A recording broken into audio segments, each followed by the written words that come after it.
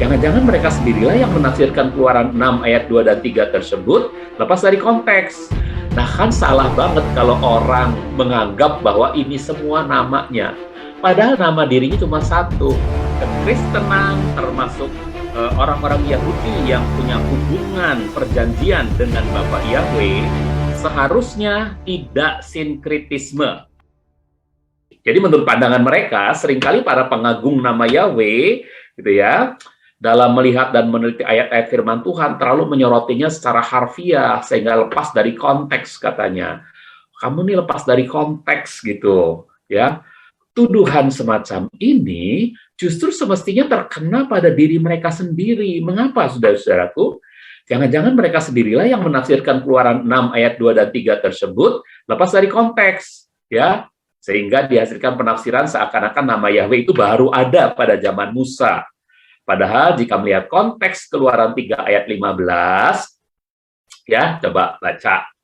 Konteks ini kan Keluaran 6 katanya dasarnya. Di Keluaran 6 itu baru diperkenalkan nama Yahweh katanya. Padahal di Keluaran 3 saja, di Keluaran 3 ya, jangan jauh-jauh ke kitab Kejadian. Di Keluaran 3 itu Tuhan sudah memperkenalkan namanya, ya.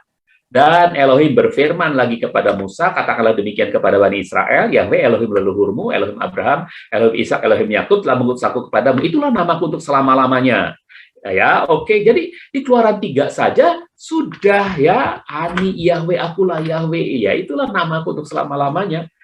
Jadi di situ Tuhan sudah memperkenalkan nama dirinya kepada Musa. Jadi kalau konteksnya justru sudah gitu ya, itu Yahweh. Apalagi jika lebih jauh kita lihat Kejadian 15 ayat 7 misalnya, ya. Dan dia berfirman, Yahweh berfirman kepadanya, kepada Abraham, akulah Yahweh yang membawa engkau keluar dari Ur Kasdim untuk memberikan negeri ini kepadamu untuk mewarisinya. Jadi Yahweh sudah memperkenalkan diri kepada Abraham. Lalu kepada Ishak 26 ayat 5, ini kepada Abrahamnya Ani Yahweh gitu ya, kepada Ishak. Dan dia mendirikan mezbah di sana dan memanggil nama Yahweh. Ishak memanggil nama Yahweh berarti Ishak sudah kenal Yahweh siapa ya. Kemudian kepada Yakub, Ulangan 28, ini kepada Ishak ya, Ishak membantu umatnya membuat sumur, dia mendirikan tenda di sana ya. Kemudian kepada Yakub, dan tampaklah Yahweh berdiri di atasnya, dan dia berfirman, akulah Yahweh, Elohim Abraham, Elohim Ishak ayahmu. Tanah yang di atasnya engkau berbaring ini, aku akan berikan kepadamu dan kepada keturunanmu. Jadi Yakub waktu itu sedang tertidur di atas bantal dari batu, lalu ada tangga, dalam mimpinya dia melihat anak tangga, ya, dan ada para malaikat naik turun di anak tangga ini, ya. Oke, lalu Tuhan memperkenalkan, akulah Yahweh, tanah tempat engkau berbaring itu, aku sudah janjikan untuk memberikan kepada Abraham seketurunannya, katanya. Jadi kasusnya apa sih? Kasusnya itu, ya nggak usah diceritain ya, karena ini minggu lalu punya ya, oke, jadi sudah jelas, oke.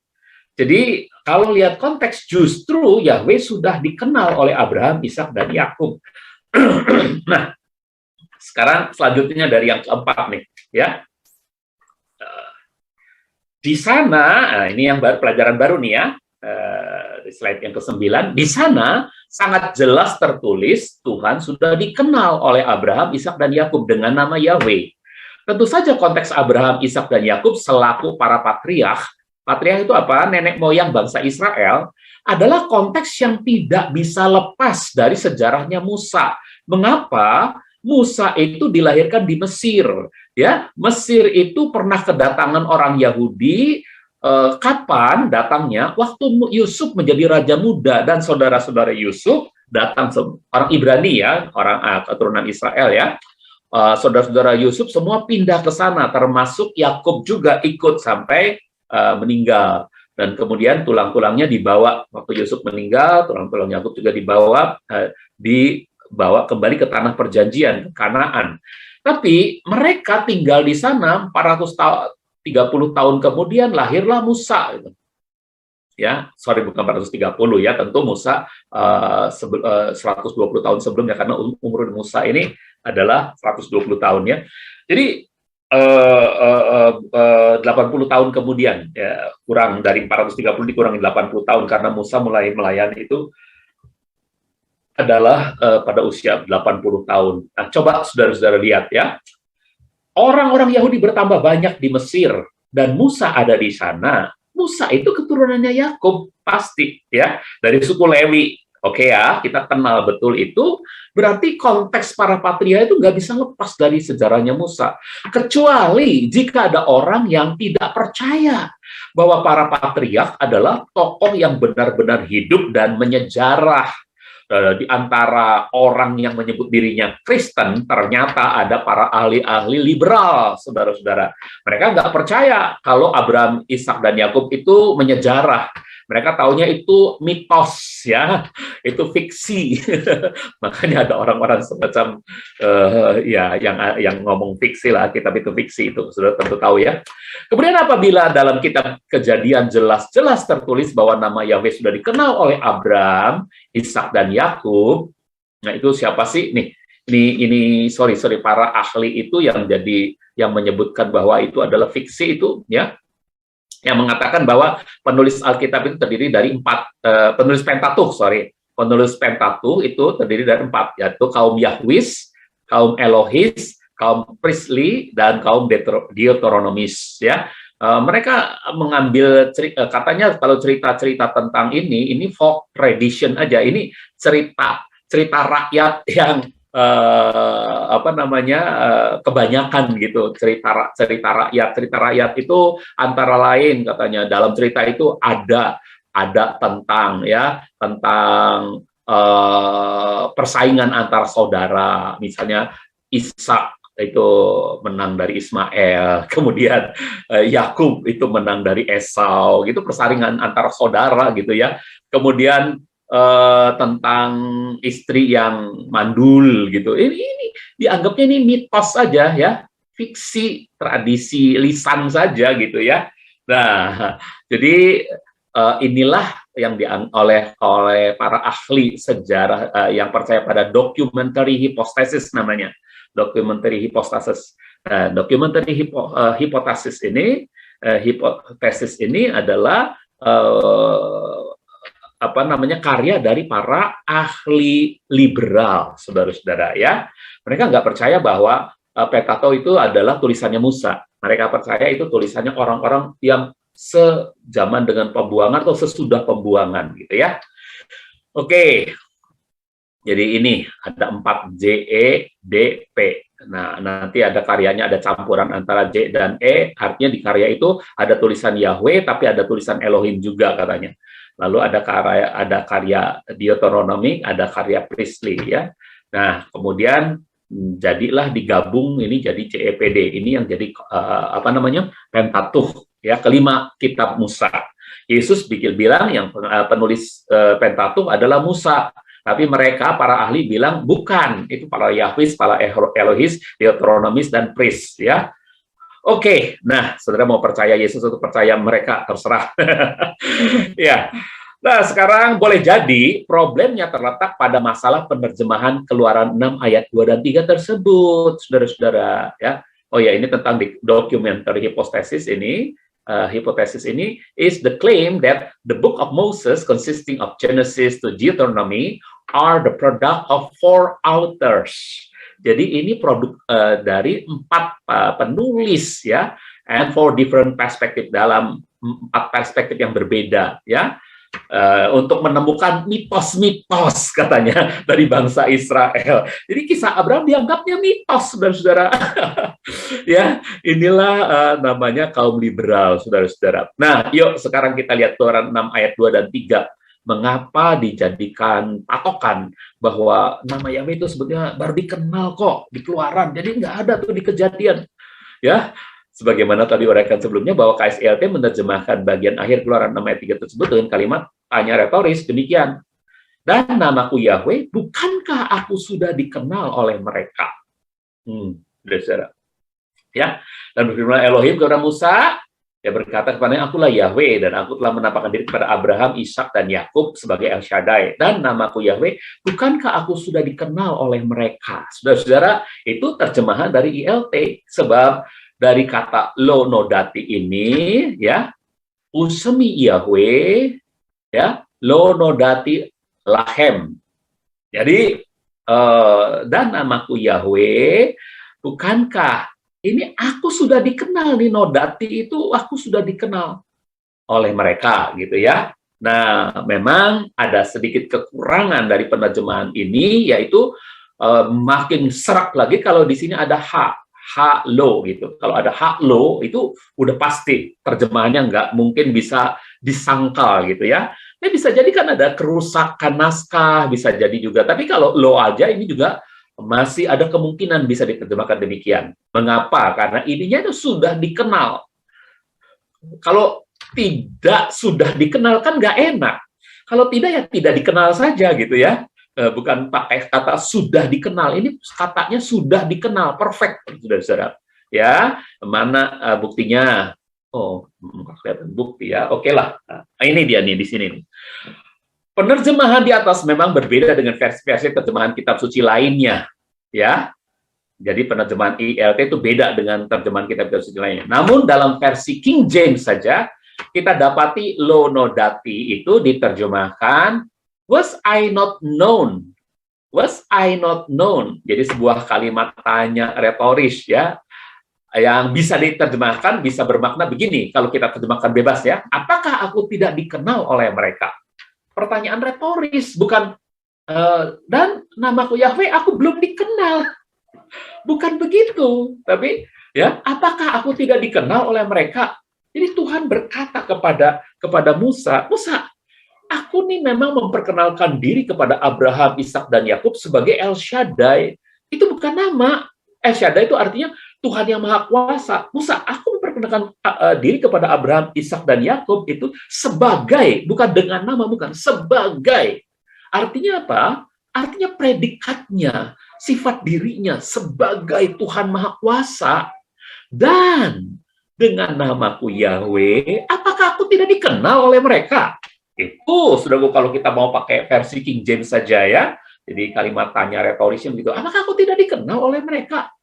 Justru mereka kenal aku, gitu jawabannya kira-kira begitu ya. Jadi ini jawabannya memang tergantung pada siapa yang menjawab pertanyaan retoris tersebut. Jika yang menjawabnya adalah kelompok yang terpengaruh documentary hypothesis, yang meyakini bahwa peristiwa Abraham, Ishak, dan Yakub adalah mitos belaka, pastilah jawab kalimat tanya retoris tersebut, ya tidak dikenal, gitu ya, saudara. Lo nodati ini, King James itu, was I not known, ya. Was I not known, itu apakah aku tidak dikenal, gitu ya, boleh juga diterjemahkan semacam itu, ya. Oke? Jadi jawabannya, kalau ditanyanya kepada kaum documentary hypothesis, berarti dia akan menjawab, ya memang nggak dikenal gitu. Tapi jika yang menjawab adalah kita yang percaya bahwa Abraham, Ishak, dan Yakub bukan mitos, pastilah jawaban kalimat tanya retoris tersebut, tidak. Yahweh sudah dikenal oleh Abraham. Apakah aku tidak dikenal? Tidak. Yahweh sudah dikenal oleh Abraham, Ishak, dan Yakub. Sebab jelas-jelas Musa menulisnya dalam kitab Kejadian. Kejadian 15 ayat 7 ya. Oh, ini udah. Ya, terus untuk menjelaskan siapa kaum documentary hypothesis itu, sorry. Kejadian 15 ayat 7 tadi kepada Abraham, Kejadian 26 ayat 25 kepada Ishak, Kejadian 28 ayat 13 kepada Yakub. Ini salah satu dari masing-masing loh ya. Banyak pernyataan Tuhan kepada Abraham, namanya Yahweh. Banyak juga pernyataan Tuhan kepada Ishak dan kepada Yakub ya. Tapi salah satu ayat yang menjelaskan demikian. Jadi pertanyaan bahwa Yahweh baru dikenal Musa dan orang Israel dalam Keluaran 6 ayat 2 dan 3, pernyataan. Pernyataan ini sendiri sesungguhnya sedang menyangkal Keluaran 3 ayat 15 ya. Dengan dasar-dasar bahwa Abraham sudah kenal, Ishak sudah kenal, Yakub sudah kenal, bahkan Hawa menyebut nama Yahweh ya waktu dia melahirkan Set, aku telah melahirkan seorang pria dengan pertolongan Yahweh. Jadi dari dulu tuh orang sudah mengenal nama Yahweh ya. Jadi pernyataan mereka itu nggak masuk akal ya bagi kita tentunya yang percaya bahwa kisah Abraham, Ishak, dan Yakub adalah menyejarah. Itu adalah betul-betul bapak leluhurnya Israel. Itu bukan mitos. Mitos adalah karangan fiksi, saudara-saudara ya. Oke. Yuk kita melanjutkan pada yang kelima. Yang kelima, mengenai pengertian nama diri dan sebutan umum, saudara-saudara ya. Ini harus dapat sorotan lebih tajam lagi. Apa sih nama diri? Ini dalam Pusat Pembinaan dan Pengembangan Bahasa Departemen Pendidikan dan Kebudayaan Republik Indonesia ini namanya Pedoman Umum Pembentukan Istilah, ya. Jadi ada penjelasan semacam ini yang perlu kita betul-betul pahami. Pengejaan istilah dapat juga dilakukan menurut aturan transliterasi. Jadi untuk mengeja satu istilah, ya, kalau dalam tulisan lain gitu ya, atau dalam bahasa orang lain, kadang-kadang kita nggak bisa mengejanya. Itu perlu aturan transliterasi, dimasukkan ke dalam bahasa kita, lalu kita misalnya mungkin bacanya pengejaan mereka komputer, ke kita komputer, gitu, komputer. Ya, ke orang Batak komputer. Ya, nah itu adalah aturan transliterasi. Penulisan orang Batak pasti begitu, komputer, tapi dibacanya R oleh dia. Oleh orang-orang Indonesia dan bahasa Indonesia lainnya, komputer tulisannya pakai K, ya, itu adalah transliterasi dari komputernya orang berbahasa Inggris gitu ya.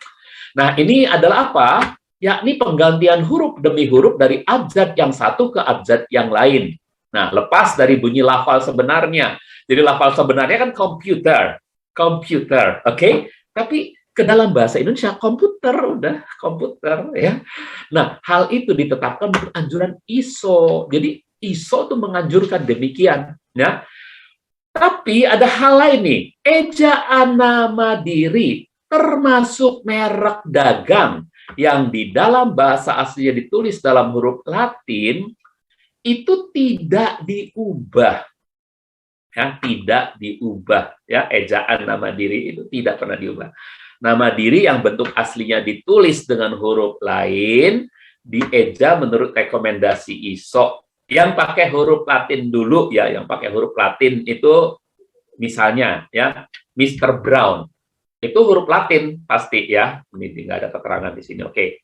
Itu huruf Latin. Nah, huruf Latin ini tidak dirubah ke dalam tulisan kita. Kalau nama diri, ya, nggak boleh dirubah, tuh. Nggak boleh, kayak komputer itu dijadiin K gitu, nggak boleh. Kalau Mr. Brown, ya, Brown aja itu nama diri, maka kita, orang Indonesia pun harus tulisnya Brown, B-R-O-W-N gitu. Jelas ya? Itu namanya, kalau dari bahasa yang pakai huruf Latin, orang Inggris pakai huruf Latin, orang Indonesia pakai huruf Latin. Nah, orang Arab pakai huruf Arab, abjad Arab. Orang Ibrani pakai huruf Ibrani, orang Chinese pakai huruf Mandarin, gitu ya. Nah, jadi tidak diubah kalau dari huruf Latin ke huruf Latin. Kalau nama diri, ingat baik-baik, nama diri tidak diubah, ya. Oke. Lalu nama diri yang bentuk asli ditulis dengan huruf lain, ini mau nggak mau diubah hurufnya. Kalau nggak diubah, nggak bisa dibaca oleh orang yang menggunakan huruf Latin. Makanya dieja menurut rekomendasi ISO dengan ejaan Inggris yang lazim, ya, atau ejaan pingin. Nah, misalnya nama ini nih, Mao Zedong. Kita orang Indonesia bacanya Mao Zedong, ya, Mao Zedong. Tapi orang-orang yang ngerti pelafalan aslinya itu, mereka mungkin bacanya sama, Mao Zedong, ya. Dan ini adalah ejaan pingin. Dulu sebelum ada ejaan pingin, ada ejaan pepe-mepe namanya. Sehingga tulisannya bukan seperti ini. Waktu diubah dari huruf kanji China itu, huruf Mandarin itu, kan huruf Mandarin kan, ya, saudara tahu ya. Nah, itu waktu diubah dengan ejaan pepe-mepe, ditulisnya M-A-O-T-S-E atau T-Z-E se-T-U-N-G, tung, Mao Zedong gitu. Nah, ini satu lagi Beijing, ya. Kita bacanya Beijing pasti, tapi orang yang ngerti pelafalan, mereka akan menyebutnya Beijing. Nah, Beijing. Nah, Beijing ini apa namanya? Itu dulu pada waktu pepe-mepe itu ditulisnya Peking. Nah, orang yang tua-tua pasti tahu sama saya, ya. Dulu nama ibu kota RRC itu Peking, bukan Beijing seperti ini, bukan, tapi Peking. Sama nggak? Sama. Hanya ada perkembangan ejaan di bahasa Mandarin. Dari ejaan pepemepe menjadi ejaan hanyin pingin. Demikian juga di Indonesia. Ada perkembangan ejaan dari ejaan Suwandi, Republik, menjadi ejaan yang disempurnakan. Sehingga nama saya, kalau dibaca sama orang sekarang, itu pasti dibacanya Jaja Iskandar. Oke? Nah, udah cukup ngerti ya. Jadi ada soal transliterasi nih ya, soal nama diri dan sebutan umum. Yang ini boleh diganti-ganti huruf-hurufnya, asal masih kedengaran mirip sama gitu. Komputer menjadi komputer gitu ya. Oke. Nah, ini perlu mendapat sorotan lebih dalam lagi. Bagaimanapun kita sangat mempercayai bahwa Tuhan kita adalah pribadi, bukan ide. Pribadi tentulah mempunyai nama diri yang otentik. Meskipun ide juga bisa mempunyai nama diri, yaitu hasil pemberian nama dari si penggagas ide tersebut. Sebuah fiksi dengan tokoh-tokoh yang fiktif adalah ide semata. Si pembuat cerita dapat memberi nama kepada tokoh-tokohnya. Nah, ini dinamain sama dia, si Unyil. Ini Pak Oga, ini Pak Raden. Kalau ini saya lupa namanya siapa nih. Ya. Nah, ini tokoh-tokoh fiksi ya. Nah, ini dibuat oleh seseorang ya, lalu di figur-figur ini diberi nama. Ini si Unyil, ini Pak Oga, ini Pak Raden. Nah, ini saya lupa atau namanya. Oke, nah saudara, itu adalah tokoh-tokoh fiktif yang diberi nama ya. Tetapi Tuhan kita berbeda. Dari dirinya dan dalam kekekalannya, dia pasti sudah punya nama diri. Betul nggak, saudara? Oh iya, ini belum dulu. Sebab dia bukanlah tokoh fiktif. Dia mungkin saja mendapatkan sebutan umum. Jadi Tuhan kita bisa nggak dapat sebutan umum dari manusia? Bisa. Dia mendapat sebutan umum dari pihak manusia? Bisa. Ya, seperti saudara kita bilang, maha besar gitu ya. Itu sebutan umum bagi Tuhannya ya. Bagi Tuhan kita juga kita bisa berkata, Engkaulah kekasihku. Terserah kita mau katakan apa. Engkaulah tabibku. Silakan ya. Dari pihak manusia bisa untuk memudahkan komunikasinya kita, ya Tuhan tabibku sembuhkanlah aku. Silakan saudara-saudaraku. Atau dari penyataan dirinya agar lebih menjelaskan siapa dirinya, ya. Misalnya akulah El Shaddai, gitu, ya. Dia bukan menyatakan aku namanya El Shaddai loh, bukan. Tapi akulah Tuhan Maha Kuasa, kamu gak usah takut, aku Maha Kuasa kok. Gitu. Jelas nggak saudara? Oke. Nah, jadi dari pernyataan dirinya itu agak lebih menjelaskan siapa dirinya. Namun demikian, bukan berarti bahwa sebutan umum itu dapat menggantikan nama dirinya dalam segala hal. Nggak bisa. Yang jelas, nah ya, sorry. Antara nama diri dan sebutan umum pastilah tidak dapat dipertukarkan. Nah, kita ambil contoh ya, seorang yang nama dirinya ini nama dirinya Yenita. Ini nama dirinya Yenita. Ternyata dia punya title banyak banget. Doktor, SE, MN, MBA, yang di depan ini bisa dipanggil nih. Tapi kalau yang ini nyebutnya setelah nama dirinya baru boleh disebut gitu ya. Kalau ini bisa dilepas nih. Misalnya Doktor Yenita gitu boleh kita. Tapi kalau SE Yenita itu nggak bisa ya, harus Yenita SE gitu ya. Nah, ini adalah sebutan-sebutan umumnya. Ini adalah atribut diri dari saudari Yenita ini. Banyak ya saudara-saudara. Sama Yahweh juga banyak sebutannya. Banyak. Sudah tahu ada yang orang yang lebih dahsyat lagi. Gelarnya 145 buah. Ini seorang profesor dari India. Namanya Parthiban. VN Parthiban. Ini gelarnya 145 gelar, saudara. Keberatan gelar. Ya, ini gelar yang pertamanya profesor. Saudara, Profesor VN Parthiban. Dia dipanggil Prof aja bisa. Prof, apa kabar Prof? Gitu. Tapi kalau dia dipanggil MA nggak akan tahu dia. Ya, gitu ya. Jadi kalau MA itu mesti ditambah dengan nama dirinya dulu ya. VN Parthiban MA gitu ya. Oke, nah ini gelarnya sudah sampai waduh banyak banget 145 gelar. Nah, ini ya. Baik, saudaraku. Nah, kan salah banget kalau orang menganggap bahwa ini semua namanya. Padahal nama dirinya cuma satu. Ini El sebagai the suffering God, ini Melek sebagai the king, ini Abba sebagai daddy, ini Avinu sebagai father, bapakku gitu, my father ini sebetulnya ya. Nah, ini Ella, the awesome God gitu ya, atau Elohim, God the creator, atau Adonai, Lord atau Master, atau Hashem, ini cuman atribut aja, atribut aja. Ini title untuk memanggil dia. Orang Ibrani yang takut memanggil, dia menyebutnya Hashem gitu. Itu cuma title yang diberikan orang kepada nama ini, atau dia sendiri yang menyatakan akulah Elohim, akulah bapakmu gitu.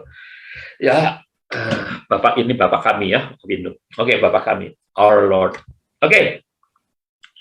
Sekarang sudah jelas ya. Nama dirinya cuma satu. Ini adalah gelar-gelarnya itu seperti saudara apa tadi ya. Saudara siapa nih kok lupa? Saudara Yenita, saudari Yenita ya.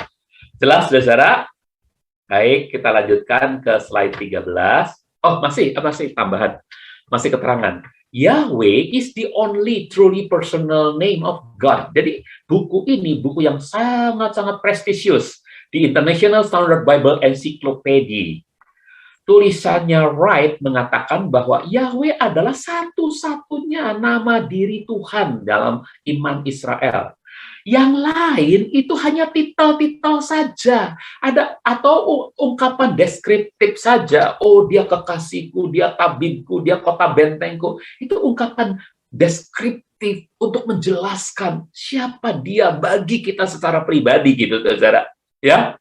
Tapi kadang-kadang itu titelnya juga Tuhan yang menyatakan, akulah yang maha kuasa, akulah yang maha hadir, aku Yahweh Shammah, ya, aku selalu hadir di sana.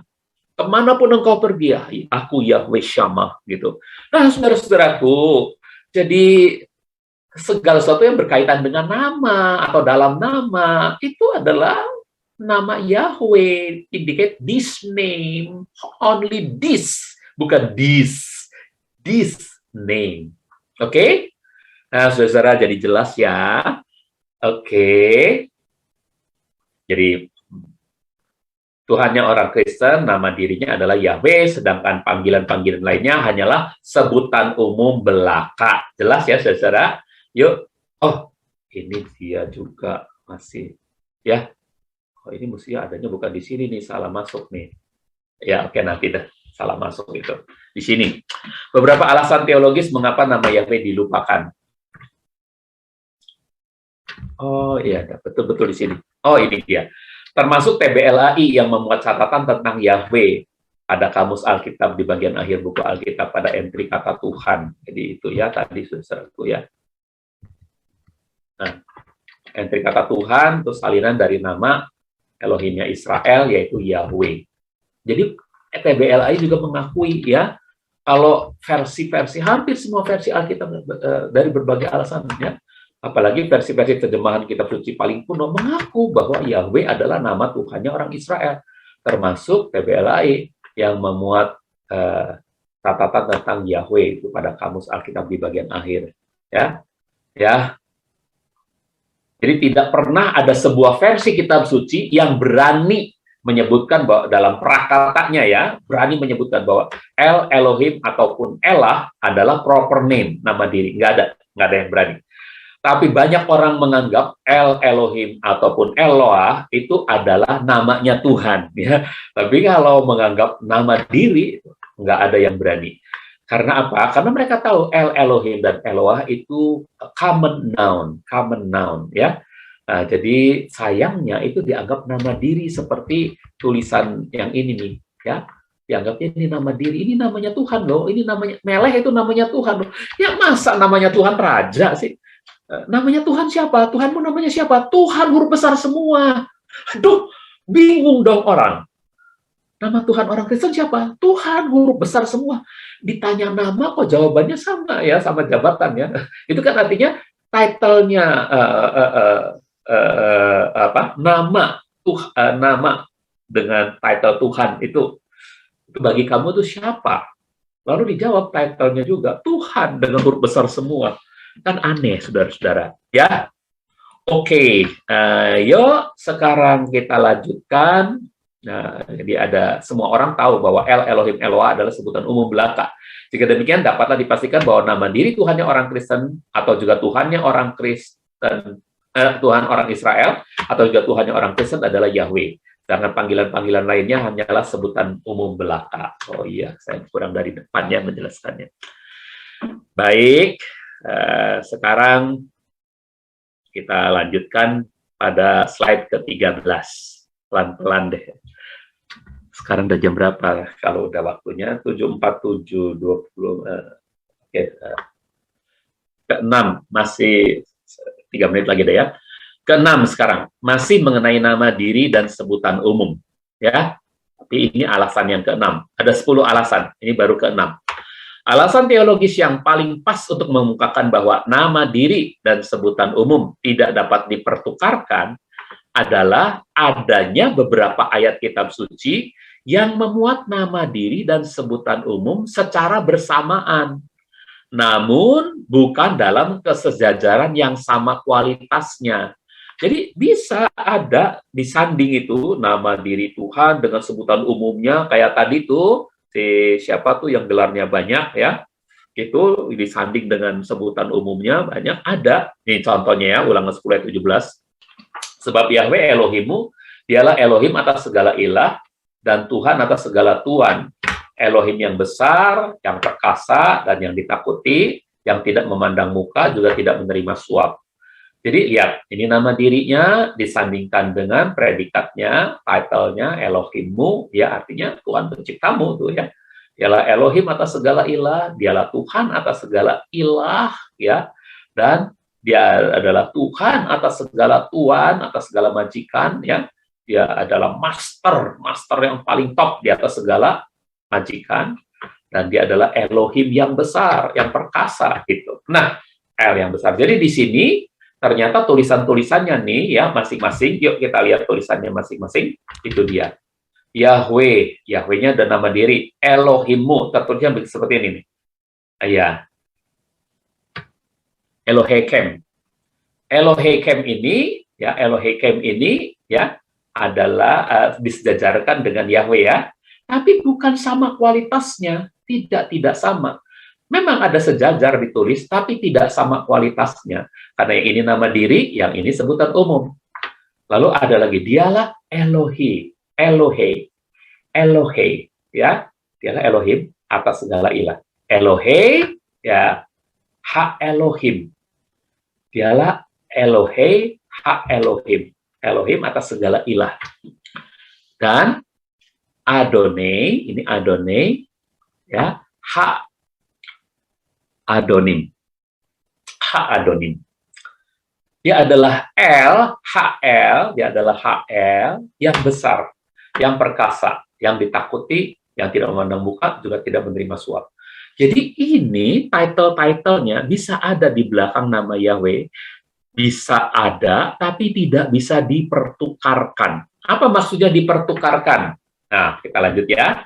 Dari ayat tersebut di atas, kita dapati fakta bahwa kata Yahweh, Elohim, Elohe, Elohim, Adonai, Adonim, dan El muncul secara bersama-sama. Namun sangat jelas perbedaan kualitas di antara kata Yahweh dengan keenam kata lainnya. Sehingga tidak mungkin dapat dipertukarkan tempatnya dengan keenamnya. Ya, sebab Yahweh adalah nama diri. Sementara keenam kata lainnya adalah sebutan umum saja. Apa sih Pak maksudnya dipertukarkan? Begini loh misalnya ya. Sebab Elohim ya, sebab Elohim adalah Yahwehmu gitu. Sebab Elohim, Yahwehmu itu nggak bisa, saudara-saudara ya. Elohim, Yahwehmu gitu ya, nggak bisa. Dialah Yahweh atas segala ilah. Itu nggak bisa, saudara-saudaraku. Ya, nggak bisa. Oke? Jadi nggak bisa dipertukarkan itu. Ya. Dan dialah, misalnya, di sini ada kata Tuhannya, dialah Yahweh atas segala adonim. Tidak bisa. Dialah Yahweh yang besar, gitu. Padahal di sininya Elohim, Elohim ya. Ini nggak bisa, nggak bisa dipertukarkan. Yahweh masuk ke sana, Yahweh masuk ke situ, tidak mungkin. Dari awalnya sudah salah, ya. Ya, contoh awalnya kalau kalimat ini berlanjut dari adalah sebuah struktur dari awal, sebab Elohim, Yahwehmu itu dari awalnya udah salah, maka kalau ditulis terus Yahweh akan jadi salah semua. Ngerti ya, saudara? Oke, itu yang namanya tidak bisa dipertukarkan tempatnya. Ya, ayo, masih kita lanjutkan dengan hal tadi, contoh dalam ayat lain. Contoh ayat lainnya misalnya Yeremia 10 ayat 10a. Nah, bunyinya begini nih. Namun Yahweh adalah Elohim kebenaran. Dia adalah Elohim yang hidup dan Raja yang kekal. Jadi nggak bisa, namun Elohim adalah Yahweh kebenaran gitu. Ini nggak bisa dipertukarkan tempatnya. Ya, nggak bisa dipertukarkan tempatnya. Oke, contohnya gini ya. Namun Yahweh adalah Elohim, kebenaran dia adalah Elohim yang hidup dan Melek yang kekal. Bagaimana maksud dipertukarkan? Gini, dari contoh ini pun kita melihat penyandingan yang beda kualitas antara kata Yahweh dengan kata Elohim dan Melek. Ada dua kata di sana, kata Elohim dan Melek ya. Ya. Yahweh adalah jelas nama diri. Sedangkan Elohim dan Melek adalah sebutan umum belaka. Maka antara Yahweh dengan keduanya, dengan Elohim dan Melek, tidak mungkin dapat dipertukarkan tempatnya. Kalimat itu tidak mungkin menjadi, namun Elohim adalah Yahweh kebenaran. Gitu. Atau namun Melek adalah Yahweh yang kekal. Gitu. Nggak bisa. Namun Melek itu siapa? Gitu ya. Ya. Elohim itu siapa? Elohim itu bisa Tuhannya orang lain juga, ya. Ya. Jadi Yahweh yang adalah Elohim kebenaran gitu. Ya. Jadi nggak bisa nih kalau dipertukarkan. Sama naifnya dengan kalimat namun pendeta adalah Yahya kebenaran. Nggak bisa. Ya. Yahya itu boleh adalah pendeta kebenaran, bisa maaf ya, ini saya bukan menggabungkan diri. Tidak, ini sebagai contoh saja. Ini naif kan kalau kalimatnya begini. Namun pendeta adalah Yahya kebenaran. Atau, namun gembala adalah Yahya yang kekal. Tidak bisa ya. Ya, ini mesti Yesus ya, bukan Yahya kalau yang kekal ya. Namun Yesus adalah gembala yang kekal gitu ya. Itu yang benar, itu kalimat yang benar. Jadi kalimat ini naif ya. Pernyataan yang naif seperti itu terbukti tidak pernah tercatat di seluruh bagian kitab suci. Kalaupun ada penyandingan nama nih, pastilah penyandingan nama yang sejajar nih ya, Pak, yang sama kualitas. Pastilah bentuknya bukan penyandingan nama diri dengan sebutan umum, tetapi penyandingan antar sesama sebutan umum. Contohnya Kejadian 33 ayat 20. Jadi penyandingan nama yang sejajar, ini kurang kata sejajar ya, yang sama kualitasnya, penyandingan nama yang sama kualitasnya, pastilah bentuknya bukan penyandingan nama diri dengan sebutan umum, tapi penyandingan antara sesama sebutan umum. Contohnya dalam Kejadian 33 ayat 20. Nah, dan di sana dia mendirikan sebuah mezbah, dan dia menyebutnya El Elohim Israel. Jadi kalau mau dibalik, Elohimnya ditaruh di depan, ya itu nggak kenapa-napa. Elohim adalah L-nya Israel. Karena ini sama-sama nama jenis, ya. IMB menuliskannya begini. IMB. Yang mendirikan sebuah mezbah dan menyebutnya Elohim Israel, ialah Elohim, gitu. Ya. Nah, ini contohnya apa sih? Contohnya nih ya. Dua sebutan umum ya. Kepala negara RI adalah presiden, atau presiden adalah kepala negara RI, itu boleh, gitu, saudara-saudaraku ya. Ya, tapi kalau presiden adalah Jokowi, ya, itu pada satu saat betul, tapi pada saat lain itu salah, sebab berapa puluh tahun yang lalu presidennya bukan Jokowi, gitu, presiden RI ya maksudnya. Jadi itu adalah yang disebut penyandingan yang tidak setara kualitasnya. Jokowi itu adalah nama diri, sedangkan presiden adalah sebutan umum. Tapi kalau kepala negara dengan presiden bisa dipertukarkan tempatnya.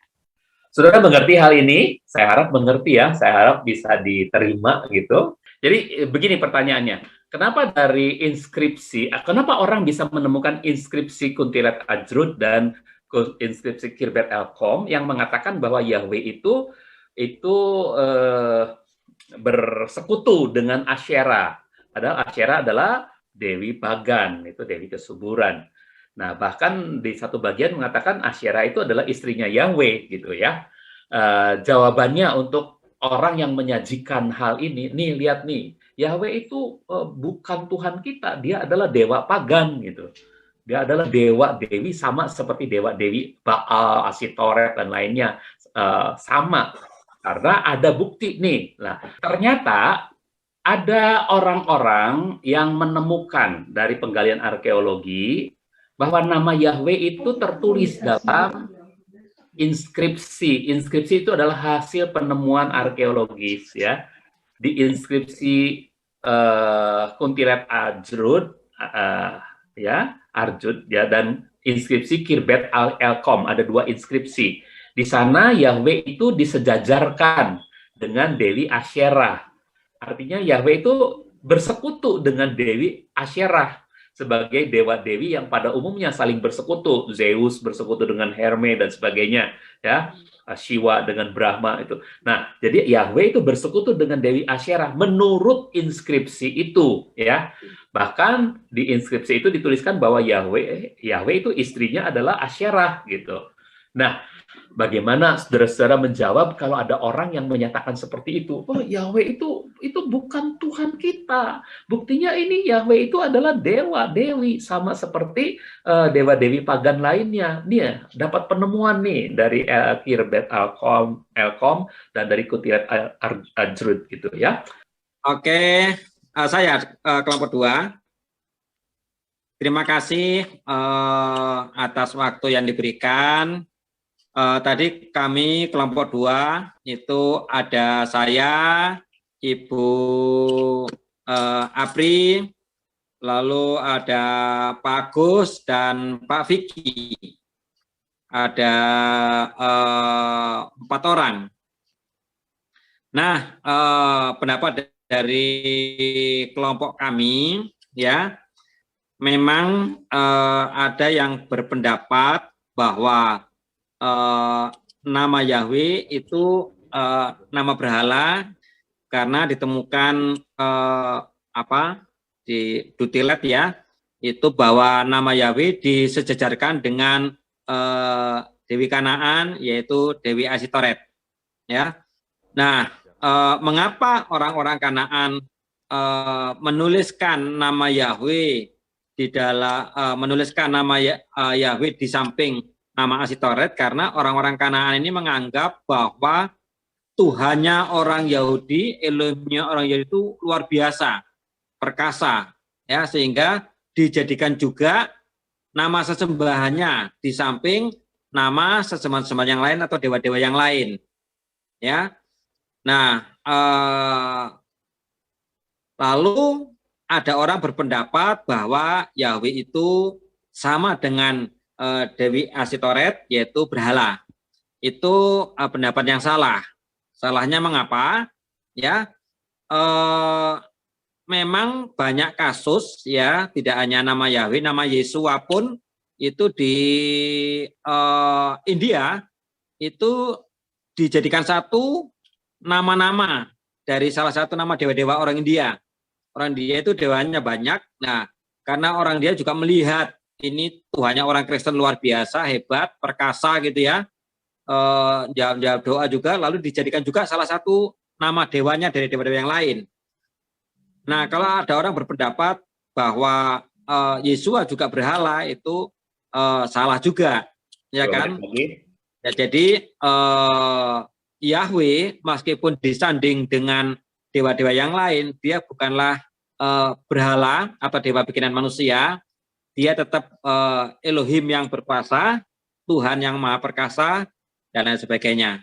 Itu. Jadi salah kalau orang berpendapat bahwa Yahweh adalah salah satu dewa Kanaan. Ya, Oke. mungkin itu kita cukup Pak ya. Ya, terima kasih Pak Gesom. Silakan. Ya, jawaban Pak, saya saja. pertama sesuai Ya. dengan firman Tuhan bahwa nama Yahweh disejarkan dengan Asetoret atau disamakan dengan Asetoret. Katakan ayat al-pada padamu dan lain. Itu yang keduanya, Yahweh tidak mau disejajarkan dengan siapa saja, yaitu di dalam Yesaya 46 ayat yang kelima yang bunyinya demikian. Dengan siapakah engkau hendak menyamakan aku dan menyetarakan aku dan membandingkan aku sehingga kami menjadi serupa. Jadi Yahweh tidak serupa dengan Asetoret. Itu cukup. Nah, yang berikutnya Pak, di dalam Yesaya 45 yang mengatakan demikian, 45 ayat 5, akulah Yahweh dan tidak ada yang lain selain aku, tidak ada Elohim, aku akan memperlengkapimu walaupun engkau tidak mengenal aku. Jadi tidak ada Elohim selain Yahweh. Jadi kalau ada orang yang mengatakan bahwa Asetoret itu adalah Yahweh, itu asumsi, pendapat, dan persepsi orang. Oke, terima kasih. Ya. Cukup ya Pak Marsudi. Baik, Bu Sonia, silakan Bu Sonia, unmute dulu ya. Lina, Ibu Widya, Ibu Leni, sama satu lagi siapa? Sama saya ya Bu ya. Lupa Jadi kalau- kelompoknya.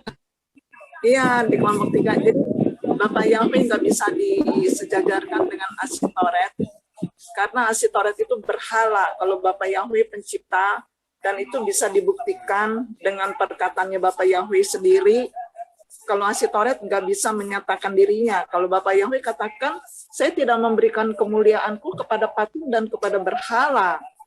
Jadi ya Bapak Yahweh itu sendiri adalah Tuhan.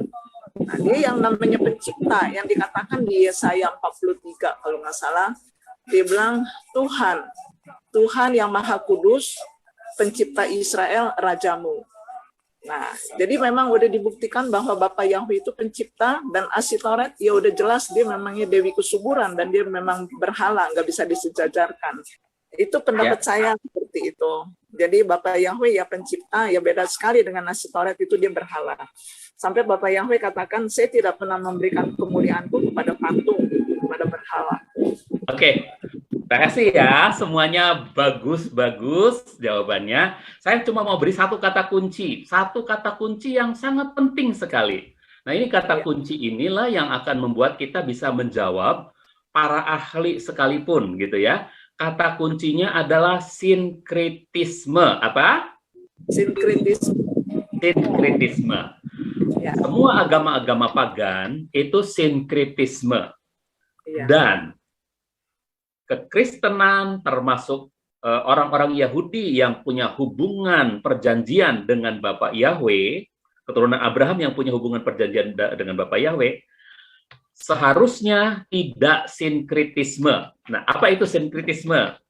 Sinkretisme adalah menggabungkan Tuhan-Tuhan sebagai sesembahan kita, sebagai sesembahan suatu bangsa. Nah, orang Yahudi, keturunan Abraham, itu seharusnya tidak pernah sinkretisme. Demikian juga orang Kristen. Makanya dalam perjanjian baru dikatakan, awas ada berhala-berhala, gitu ya. Nah, itu Tuhan sedang mengingatkan, jangan sampai terjadi sinkretisme. Nah, sekarang, apa yang disampaikan oleh para ahli bahwa di Kuntilet Arjun dan di Khirbet Elkom itu ada inskripsi. Mungkin kita semua belum menyelidiki di mana itu Kuntilet Arjun, di mana itu Khirbet Elkom. Bisa jadi itu adalah di daerah Kanaan. Ya, artinya di daerah orang-orang Israel tinggal. Sehingga ada dua kemungkinan. Kalau itu adalah berasal, kalau inskripsi itu berasal dari bangsa bukan Israel, kalau itu adalah tulisan dari orang-orang yang beragama pagan, yang menyembah dewa-dewi seperti yang Pak Gersom tadi katakan, maka artinya orang-orang itu atau bangsa-bangsa itu sedang melakukan sinkretisme. Mereka punya dewa-dewi, tapi begitu negeri mereka dikalahkan oleh orang Israel atau dikalahkan oleh bangsa lain, dianggap dewanya bangsa lain itu juga hebat. Karena itu ikut disembah. Sehingga mereka membuatlah cerita mitos tentang dewa yang baru ini, gitu ya, disandingkan dengan dewa-dewi lainnya. Tapi kalau itu terjadi dan dilakukan oleh orang Israel, ingat, orang Israel sendiri pernah terjebak sinkritisme, terutama pada zaman raja-raja. Ya, dimulai dari zaman hakim-hakim, ya, pada zaman raja-raja, bahkan pada waktu Musa membawa 2 loh batu, mereka juga melakukan sinkritisme dengan menyembah patung anak lembu, ya. Nah, itulah yang dilarang oleh Yahweh. Kalau hal ini terjadi pada bangsa Israel, berarti pada waktu itu, maksudnya begini, kalau tulisan itu adalah tulisan murni orang Israel, keturunan Abraham, bahwa ada Yahweh bersanding dengan Ashitoret, berarti orang Israel sedang sinkritisme. Jelas ya, saudara? Nah, karena orang Israel sedang bersinkritisme, itu artinya orang Israel waktu itu sedang melupakan pesan Yahweh. Dia ingat nama Yahweh, tapi dia sandingkan dengan nama dewa-dewi lain.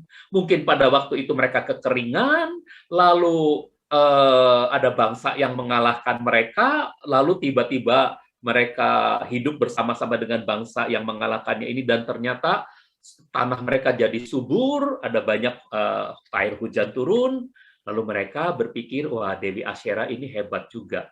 Ya udahlah, jadiin satu saja. Nah, kita sembah sama-sama. Ini dia yang disebut sinkritisme ya, saudara. Jadi, saudara, siapkan jawaban dengan kata kunci itu, sinkritisme. Sehingga, kalau penulis dari inskripsi itu, prasasti itu, adalah bangsa lain, bukan bangsa Israel. Artinya bangsa itu sedang melakukan sinkritisme sebagaimana kebiasaan mereka. Tapi kalau penulis inskripsi itu, penulis prasasti itu adalah bangsa Israel sendiri, itu artinya bangsa Israel waktu menulis itu sedang jatuh dalam sinkritisme. Ya, karena banyak masa orang Israel jatuh dalam sinkritisme, utamanya misalnya pada pemerintahan Ahab, Raja Ahab. Mereka sinkritisme dengan Baal. Ya, jadi Yahweh disandingkan dengan Baal dan sebagainya. Oke, bahkan mungkin Yahweh dilupakan sama sekali.